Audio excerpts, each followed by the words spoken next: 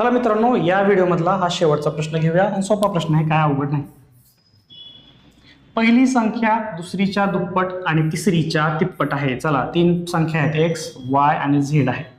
पहिली संख्या काय आहे? दुसरीच्या दुप्पट आणि पहिली संख्या तिसरीच्या तिप्पट आहे. माफ करा, एक्स बरोबर तिसरीच्या तिप्पट आहे.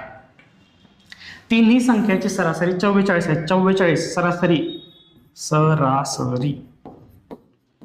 सरासरी काय येणार आहे? एक्स वाय झेड ची एक्स अधिक वाय अधिक झेड या तिघांची बेरीज भागिले 3, कारण की तीन संख्या आहेत.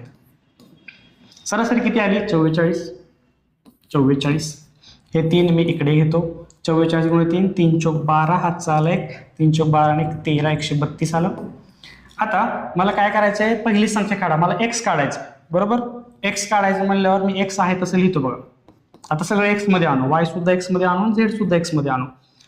एक्स आहे तसं वाय जे आहे की नाही, हे वाय इथं आपण आहे की नाही, वाय हे एक्स भागिले 2 लिहूया. हे 2 आपण इकडे आणूया. मग एक्स अजून वायची किंमत झाली एक्स भागिले 2. त्याच पद्धतीनं झेड जे आहे ते काय करू? झेड बरोबर हे 3 इकडे आणू, मग एक्स भागिले 3 होणार. मग हे झालं एक्स भागिले 3. का तर मला पहिली संख्या काढायची, म्हणून मी तसं केलं. आता बघा, आपण छेद समान करून घेऊया.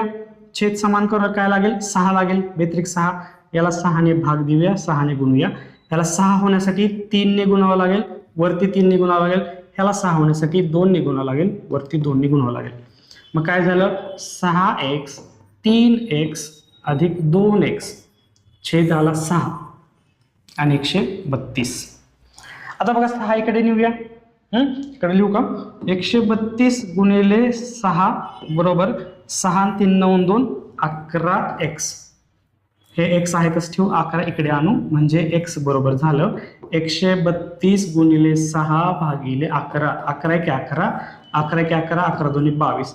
एक्स बरोबर आलं 12 गुणिले 6, 12 सख 72.